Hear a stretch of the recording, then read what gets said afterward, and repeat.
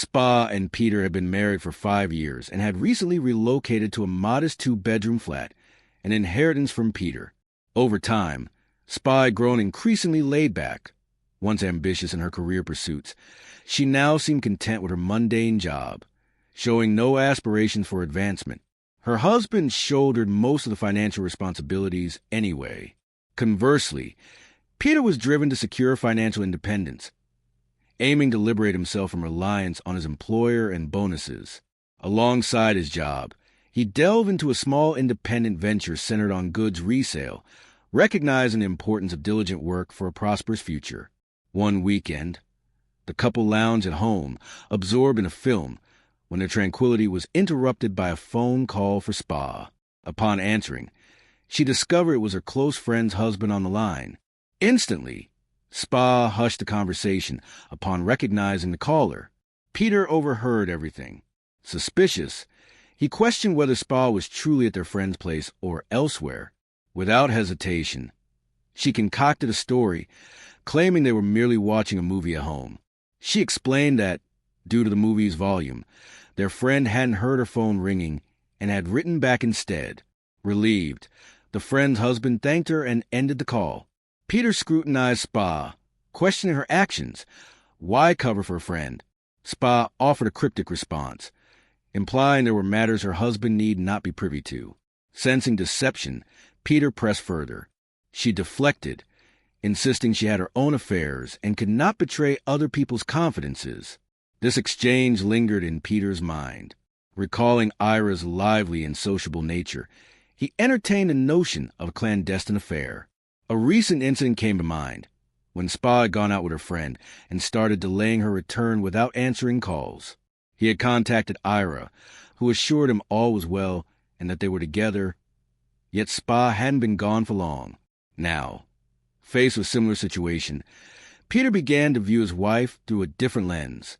The previous incident with Ira's call had already planted seeds of doubt regarding his wife's honesty. If she could deceive others so effortlessly, could she not also deceive him? Soon, Peter would have an opportunity to unravel the truth.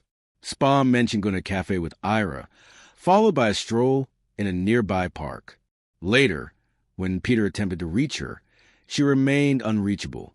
Determined, he headed to the cafe where they were supposed to meet. Upon arrival, he searched for Spa but found no trace of her. While circling the building, he dialed her number. After a brief moment, she answered. Peter inquired anxiously if Spa was with her friend. The woman on the other end hesitated before replying that they were just taking a stroll.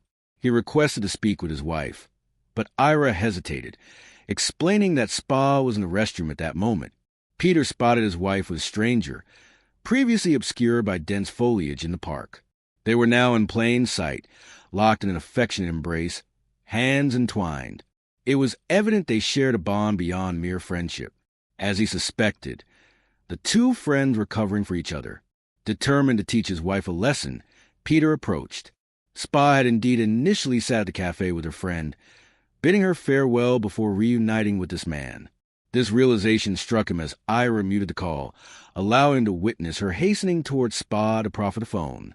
While Ira caught her breath, Spa, oblivious to the unfolding drama, answered the phone. Peter, gritting his teeth, asked where she was. Spa nonchalantly replied that she was out for a walk with Ira, just as she had told him. He offered to join them. Startled, she blurted out a refusal. Suddenly realizing her odd behavior, she nervously insisted he wouldn't be interested in their girl talk.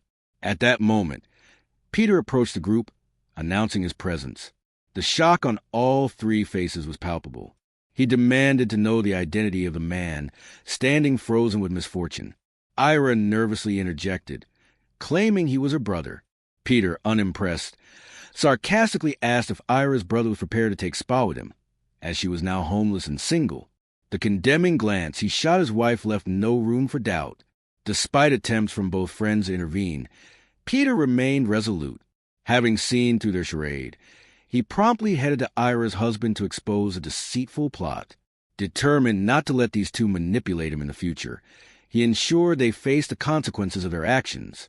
Wanting to spite Ira for covering up his wife's infidelity, Peter quickly evicted Spa and filed for divorce. As expected, her lover, counting on casual connections, did not offer her shelter. The unexpected encounter with her husband in the park had thrown him off balance, forcing her to tighten her purse strings and find alternative accommodation. Her life changed dramatically. Amid the turmoil, a silver lining emerged. After a couple of weeks, Ira, also banished from her marital home, was offered to become roommates with Spa. At first, Ira's husband hesitated, but after Ira skillfully manipulated him, hinting that his actions stemmed from unreasonable jealousy, he agreed. Torn between contradictory versions, he eventually stumbled upon irrefutable proof of his wife's infidelity. Forced to take decisive action, he set off a chain of life-altering events. Thus, the two abandoned women found themselves living together, bound by bitterness and mutual blame. What began as a shared refuge soon devolved into endless disputes, pushing both to seek comfort and fleeting encounters with strangers in desperate attempts to secure new living arrangements. The hope of finding a meaningful relationship remained out of reach, as potential suitors hesitated to commit to women of their age and circumstances, haunted by lingering doubts about their past secrets.